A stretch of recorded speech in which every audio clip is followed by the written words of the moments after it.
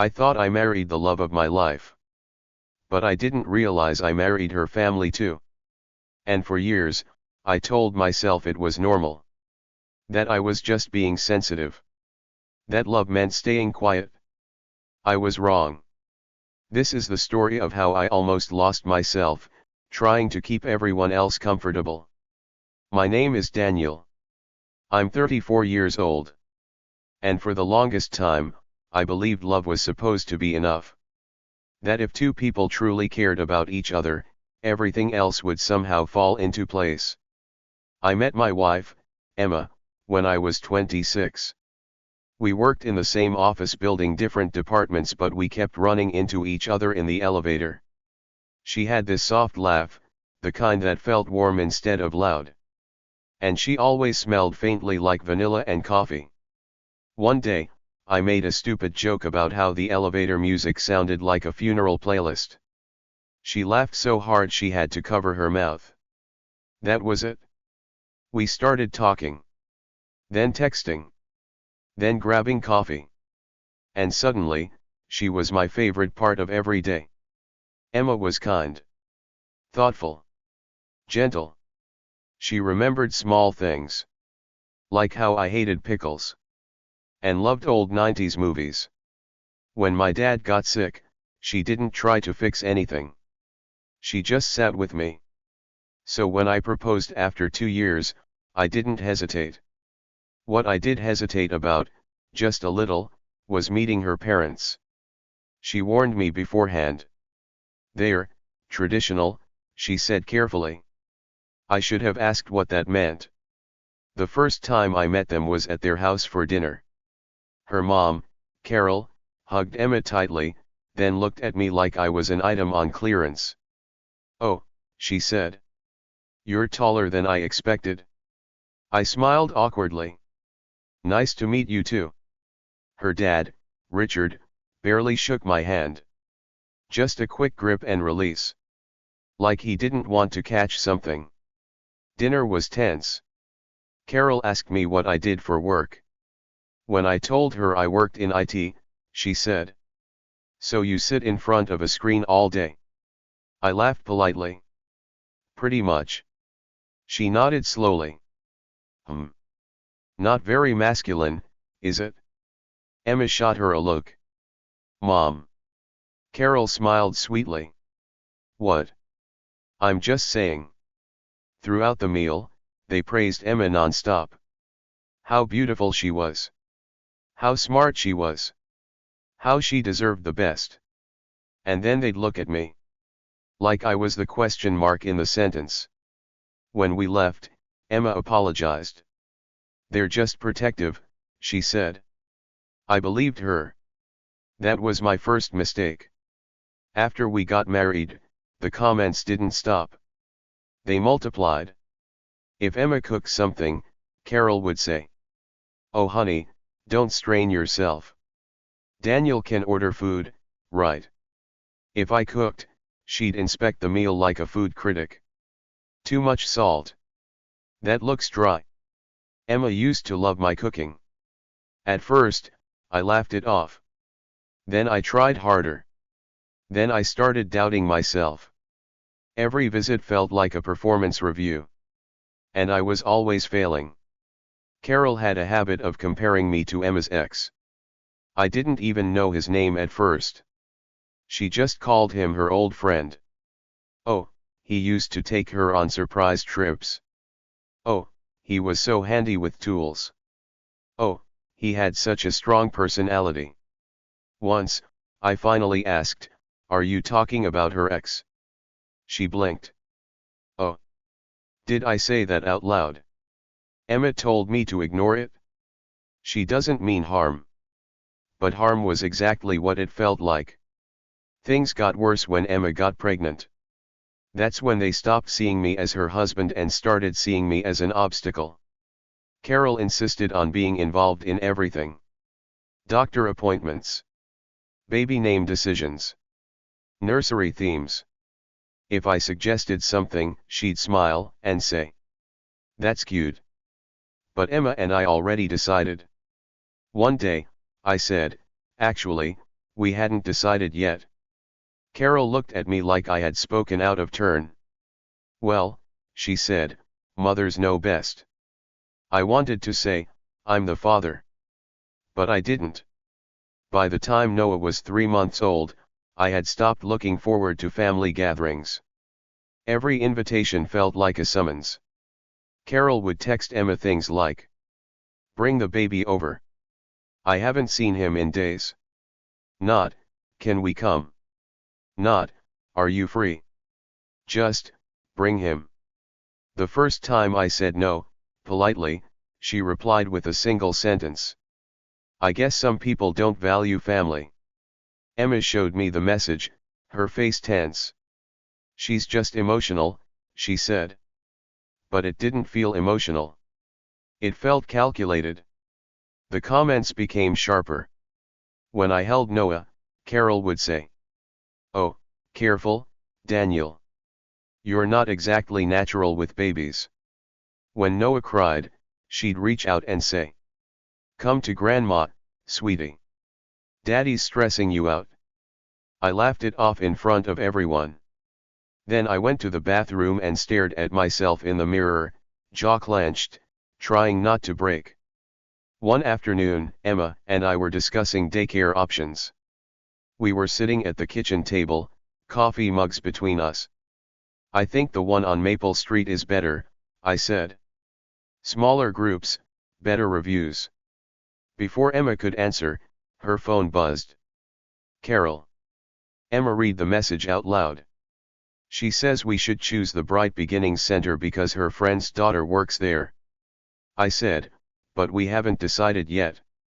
Emma hesitated. "Well, she has experience."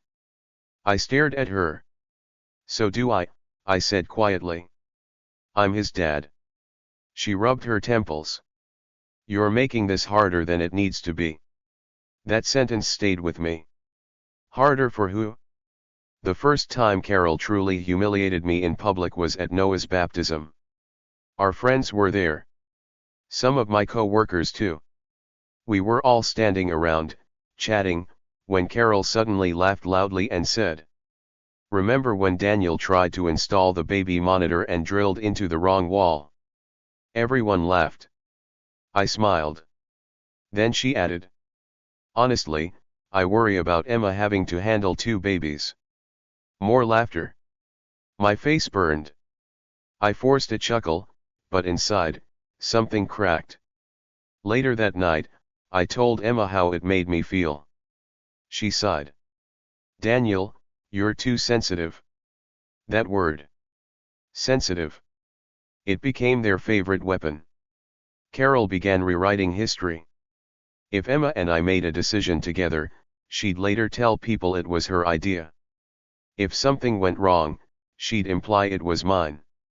Once, she told her sister, right in front of me. I tried to warn Emma about rushing into marriage. I said, "You were at our wedding." She smiled sweetly. People can smile and still worry. Richard, her father, was quieter but colder.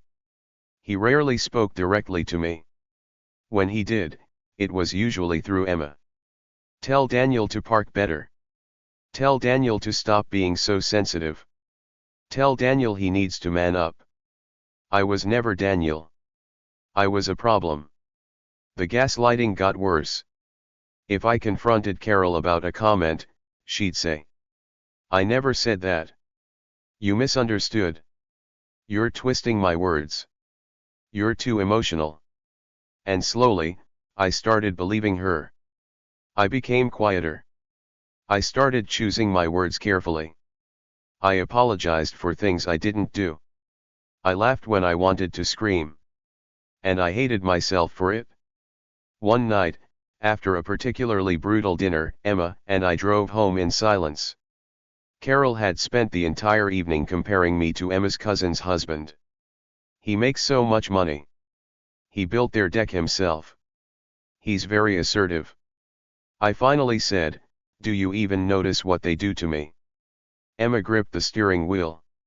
"They don't mean it like that." "How do they mean it, then?" She didn't answer.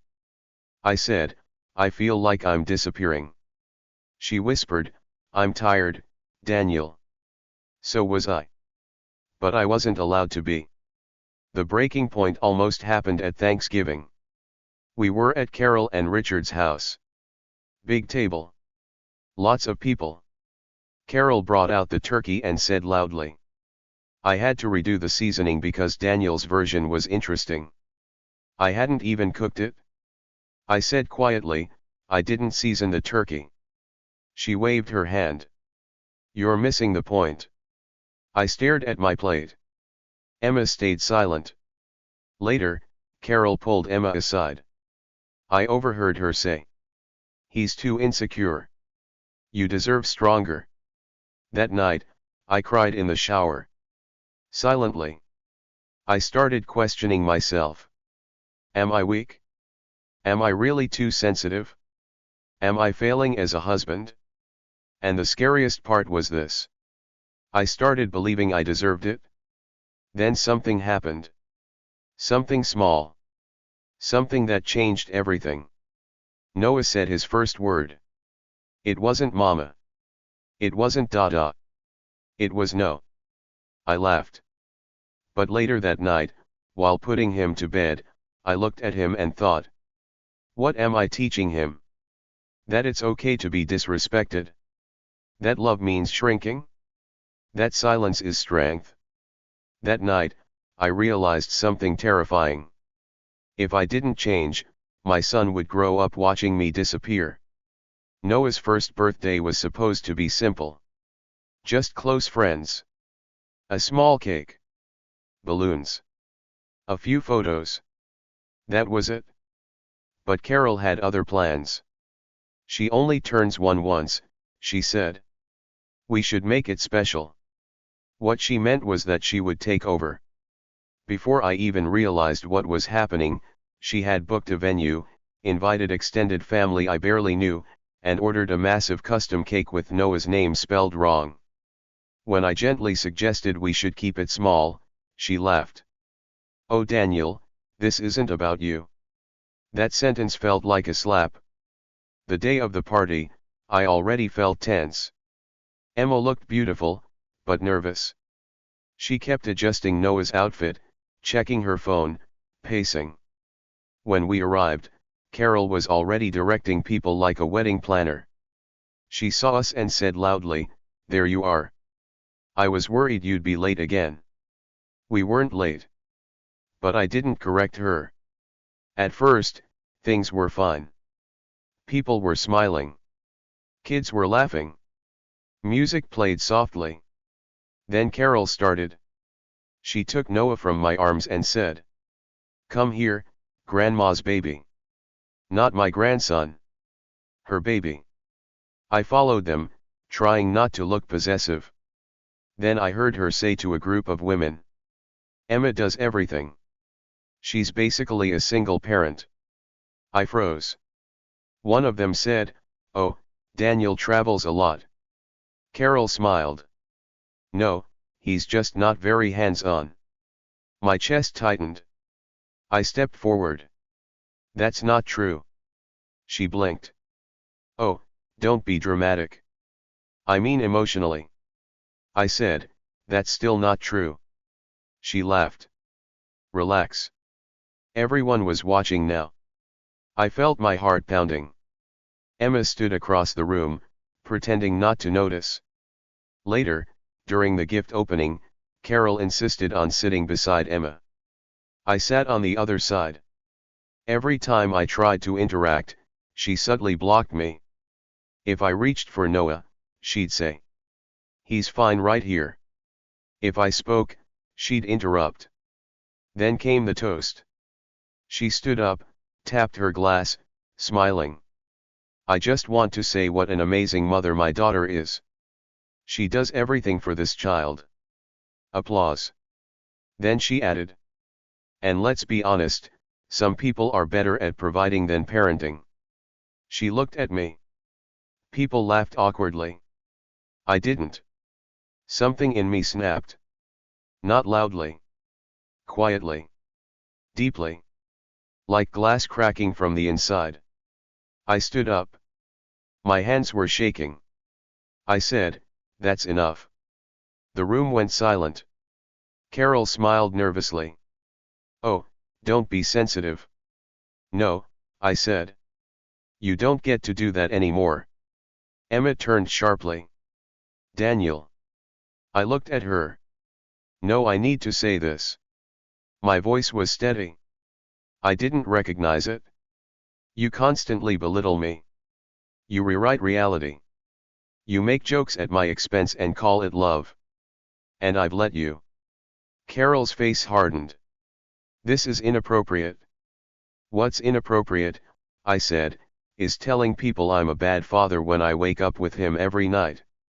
When I change diapers. When I rock him to sleep. When I sing to him." My throat tightened. "You don't see me because you don't want to." Someone whispered. Someone coughed. Emma looked like she might cry. Carol folded her arms. "You're embarrassing yourself." I laughed. A short, broken sound. "I've been embarrassing myself for years trying to earn your approval." I turned to the room. "I'm not a deadbeat. I'm not weak. I'm not invisible." Then I looked at Emma. "And I needed you to say that too." Her eyes filled with tears. Carol scoffed. "This is what I mean. He's unstable." I said, "You've been telling people that." She hesitated. Just for a second. And that was enough. Later that night, after everyone left, Emma and I sat in silence. Finally, she said, "You humiliated my mother." I whispered, "She's been humiliating me for years." "She didn't mean it." "She did."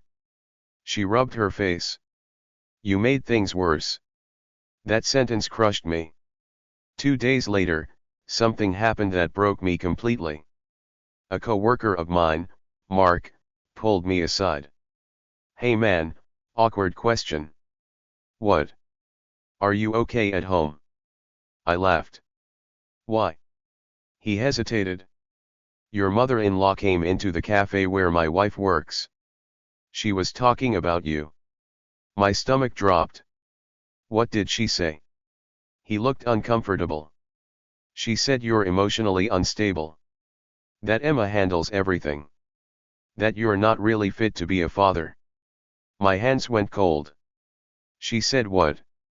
"She said she worries about the baby's safety." I felt like I couldn't breathe. That night, I confronted Emma. "She's telling people I'm unfit." Emma went pale. "She wouldn't." "She did." I told her everything. She sat down. Quiet.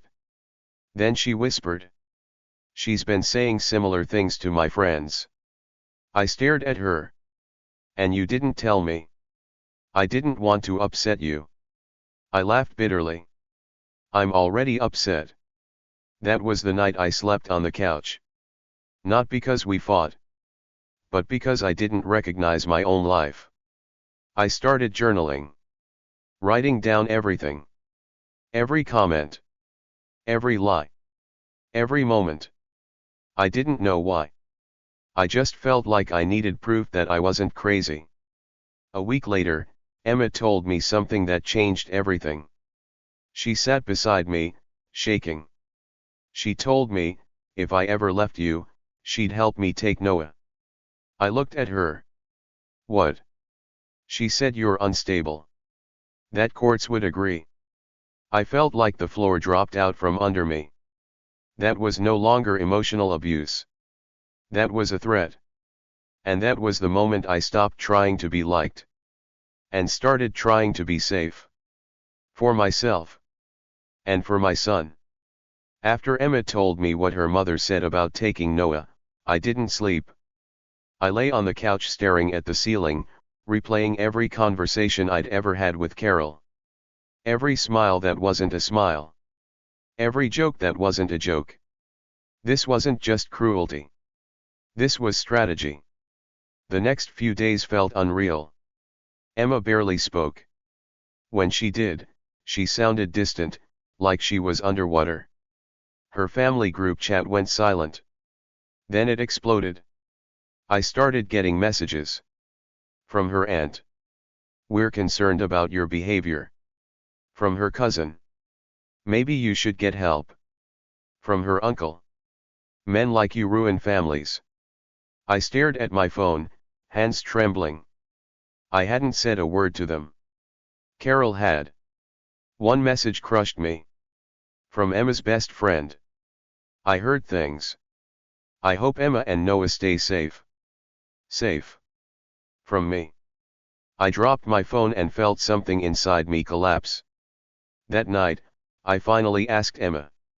"Do you believe her?" She didn't answer. That silence was louder than any insult. I started having panic attacks. Real ones. My chest would tighten. My hands would go numb. I'd feel like I was dying. Once, I had one while holding Noah. I had to sit on the floor and focus on my breathing so I wouldn't scare him.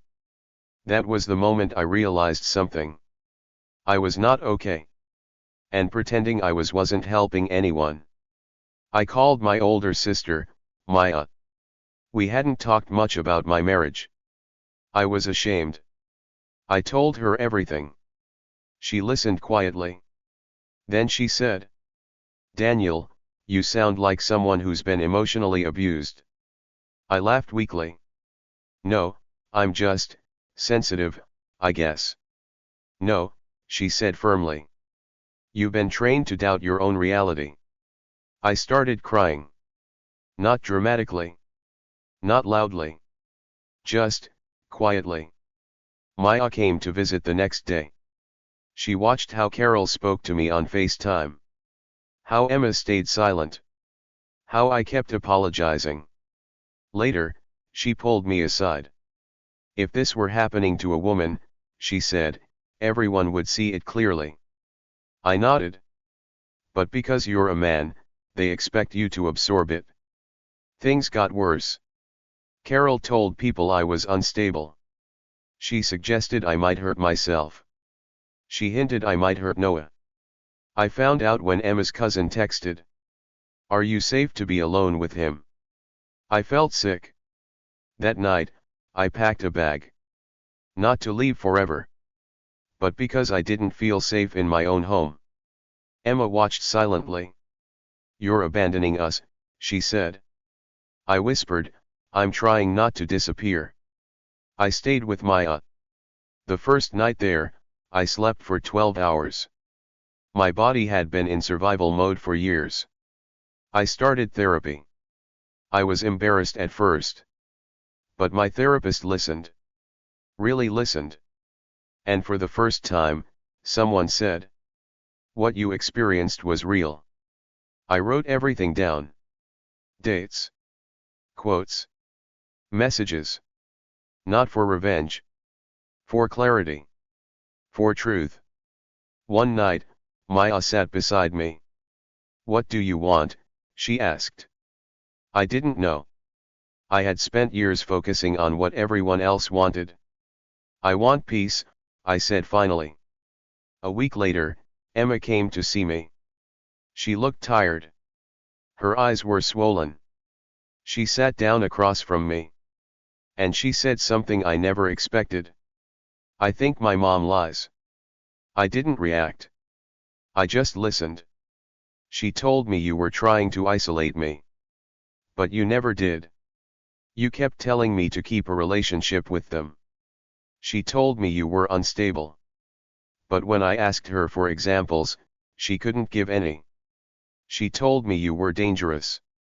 Her voice cracked. And I realized, she's the only one who says that. She started crying. "I don't know how I didn't see it." I whispered, "Because you were raised inside it." She looked at me. "I think I've been abused too." And that was the moment everything shifted. That night, I made a decision. Not about divorce. Not about revenge. About boundaries. Real ones. The next morning, I sent Carol a message. It took me an hour to type. "You will not speak about me to others. You will not insult me. You will not interfere with our parenting. If this continues, I will document everything. She replied in 10 seconds. You're threatening me? I replied. I'm protecting myself.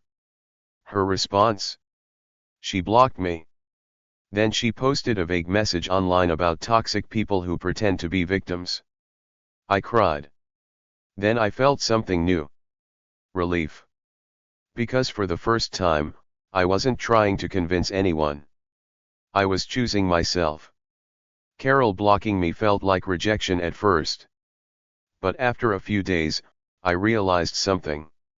It was freedom. No messages. No passive-aggressive comments. No rewriting my reality. Just silence. And for the first time in years, silence felt safe. Emma didn't speak to me for 3 days after I sent that message. On the 4th day, she showed up at Maya's apartment. She looked different. Not angry. Just tired. She sat down across from me. And she said something I never expected. I think my mom lies. I didn't react. I just listened. She told me you were trying to isolate me. But you never did. You kept telling me to keep a relationship with them. She told me you were unstable. But when I asked her for examples, she couldn't give any. She told me you were dangerous. Her voice cracked. And I realized, she's the only one who says that. She started crying. I don't know how I didn't see it. I whispered, because you were raised inside it. She looked at me. I think I've been abused too. And that was the moment everything changed. We started couples therapy. Not to fix our marriage. But to understand it. To understand ourselves. To unlearn what we thought love was. The therapist asked Emma a simple question. Has your mother ever respected a boundary? Emma opened her mouth. Then closed it. Then whispered, no. Weeks passed. Carol started sending messages again. Not apologies. Manipulations. I raised you. You owe me. He's turning you against me. I just want my family back. Emma showed them to me. Not defensively. Openly. That was new. One night, Emma said something that broke me. I'm sorry I didn't protect you. I didn't cry loudly. I didn't fall apart. I just let myself be held. And for the first time, I believed I deserved it. She sent her mother a message. I didn't help her write it. She wrote it herself. You will respect my husband. You will not speak about him. You will not interfere. If you cannot, we will take space. Carol replied with 6 paragraphs. Emma didn't answer. And that silence was louder than any argument. We took a break from her family. Not forever. But long enough to breathe. I kept going to therapy. I learned that strength isn't endurance. It's honesty. I learned that love doesn't shrink you. It expands you. I stopped apologizing for existing. One afternoon, I took Noah to the park. Just me and him. He ran in circles. Fell. Got up. Laughed. I sat on the bench, watching him. And I thought, this is what matters. Not their approval. Not their stories. Not their control. Just this. Emma joined us later. She sat beside me. She said, I don't want our son to grow up thinking love means fear. I said, neither do I. Months later, Carol sent a message. Not dramatic. Not manipulative. Just 3 words. I miss him. Not you. Not us. Him. Emma stared at the message for a long time. Then she typed, we can talk.